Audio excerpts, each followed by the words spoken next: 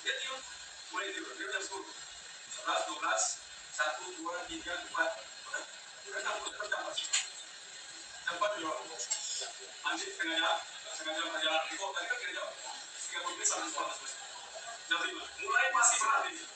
Kalian guru-guru pas sekolah berat, tapi tidak ada yang mulai baru yang murah. Tidak ada. Semua yang melakukan perubahan itu pasti sakit. Kenapa? Supaya kau jangan masalah berharga ini. Mesti rumah belajar ditambah ini segala macam. Kalau karena orang kali anak gubernur pemerintahan ini segala macam. Nah, mau masuk jam 5. Pasti banyak yang akhirnya kalau nggak mundur sih pasti banyak.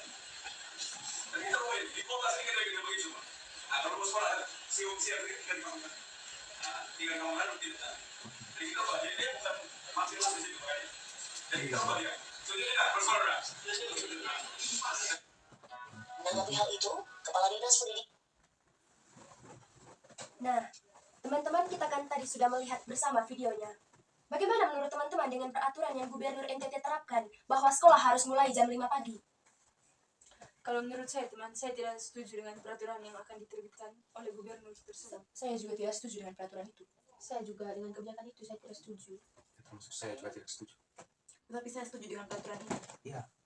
Oke, berarti sekarang di sini kita sudah ada tim pro dan kontra. Nah, bagaimana, apa alasan utamanya teman-teman sehingga teman-teman memihak pada pro dan kontra? Kalau saya, teman, saya memihak pro di sini atau saya tidak setuju dengan aturan ini karena ketika para siswa-siswi diharuskan untuk bangun jam 5 seperti yang beliau sudah jelaskan di dalam video tadi bahwa terhitung anak SMA itu tidurnya dari jam 10 dan bangunnya jam 4. Beliau mengatakan tadi bahwa jam 4 sekurang-kurangnya sudah ini sudah siap-siap. Iya. Kalau menurut saya itu sangat-sangat kurang waktu tidurnya untuk para siswa-siswi. Oke, betul. Kalau menurut saya setuju dengan peraturan ini. Karena dengan adanya sekolah masuk jam 5 ini, siswa-siswi akan lebih cepat pada tidur malamnya. Dan untuk bangun paginya, ia sudah siap. Kalau masuk sekolahnya jam 5, berarti ia sudah bangun pagi itu jam 4. Kebijakan ini juga membuat para siswa itu teladan atau mematuhi tata tertib sekolah. Karena kebanyakan sekolah-sekolah di NTT itu tidak menaati aturan sekolah, sering terlambat pergi sekolah. Kebijakan ini akan mempersiapkan diri siswa untuk berlatih disiplin untuk selalu taat kepada aturan sekolah. Tapi teman-teman, ini kebijakan ini akan membawa dampak negatif bagi kesehatan para siswa-siswi. Contohnya itu kesehatan pada emosi, mental, serta fisik siswa-siswi. Ya, betul sekali, saya setuju dengan teman Ani. Apalagi teman-teman, di sini tadi Bapak Gubernur kita bisa dengar dengan sesama tadi bahwa dia membandingkan itu semua dengan anaknya dia yang mungkin saja dia punya anak dengan sekolahnya tidak terlalu jauh jaraknya. Kita tidak tahu dengan siswa-siswi yang lain.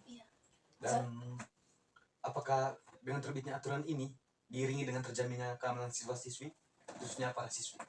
Iya, tapi kalau menurut saya, seperti yang dijelaskan oleh Bapak Gubernur, tidak ada peraturan yang awalnya langsung sempurna. Iya, betul. Aturan ini tentunya butuh waktu untuk beradaptasi bagi para siswa-siswi. Lalu teman-teman, seperti yang kita ketahui bersama bahwa gurunya juga harus perlu persiapan untuk besoknya bagaimana harus menyiapkan materi untuk siswa-siswi. Kita tadi membahas bagaimana ini dampaknya untuk siswa-siswi. Nah, bagaimana dampak untuk gurunya, untuk para gurunya?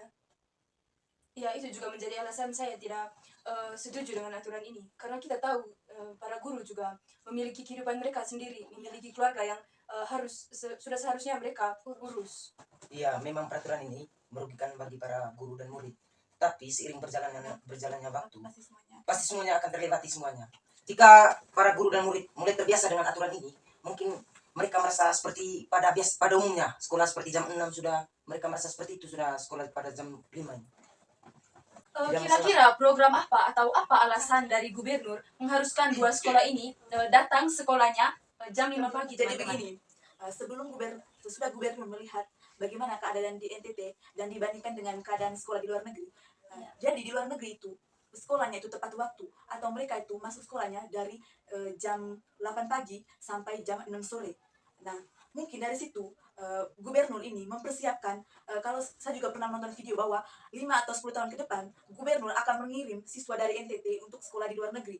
Nah, supaya siswa NTT tidak kaget dengan aturan yang berada di sana, jadi Pak Gubernur mempersiapkan mereka dari sekarang supaya mereka terbiasa dengan peraturan baru ini. Apakah menurut teman-teman dengan adanya aturan baru ini yang seperti teman katakan tadi untuk mempersiapkan para siswa-siswi yang akan dikirim ke luar negeri, apakah menurut teman-teman aturan ini akan berlangsung secara efisien? Maksudnya kita mengetahui bahwa di dunia ini adanya perbedaan iklim. Apakah tetap akan tetap efisien dengan adanya perbedaan iklim di Kota Kupang dan negara yang akan dituju oleh siswa-siswi yang dikirim oleh gubernur, teman-teman? Tentunya sebelum melakukan itu semua, pasti Ada survei. para pemerintah melakukan survei dulu. Mereka mencari-cari dulu daerah yang mungkin begini iklimnya sama dengan Kota Kupang. Dan juga teman-teman, kita akan tahu provinsi kita ini, provinsi NTT ini sangat tertinggal jauh dari provinsi-provinsi yang lain di Indonesia. Mungkin Pak Gubernur membuat kebijakan ini untuk meningkatkan, maksudnya untuk meningkatkan kualitas siswa-siswi dari NTT. Teman, apakah apakah untuk meningkatkan hal tersebut dan untuk membuat siswa-siswi di NTT ini disiplin, apakah harus pergi bersekolah dengan bersekolah pada jam 5 pagi? Iya, betul sekali teman, karena kita mengetahui juga bahwa keadaan fisik dari setiap siswa-siswi, katakan saja dari setiap manusia itu berbeda-beda. Iya. Ada yang rentan dengan cuaca dengan dinginnya cuaca pagi hari dan berbagai hal-hal lainnya, teman-teman. Nah, kan Pak Gubernur tadi jelaskan itu SMP 1 yang Pak Gubernur jelaskan tadi itu kan jarak dari sekolah ke rumah para siswa kan dekat tuh. Kan untuk 2 sekolah tadi. Mereka sudah mensurvei itu sekolah bahwa para semua siswanya ada yang di asrama dan Ada yang- tempat tinggalnya juga dekat, tidak terlalu jauh dari lembaga sekolah. Tapi bagaimana dengan para siswa-siswi dan para guru yang rumahnya jauh? Dan bukankah para guru lakukan kegiatannya dengan seperti mengurus anak mereka, terutama Iya. anak mereka yang balita? Dan lanjutan dari pernyataan dari teman Sule, ini tadi kita sama-sama dengar bahwa yang rumahnya dekat itu tadi hasil survei dari anaknya gubernur. Anaknya gubernur. Bagaimana dengan Belum lagi lain? dari anak-anak atau siswa-siswi lain.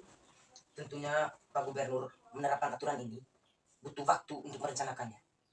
Seiring jalannya waktu, mungkin lama-kelamaan para siswa-siswi ataupun guru di NTT mulai terbiasa, khususnya di 2 sekolah tadi. Mereka mulai terbiasa dengan aturan ini.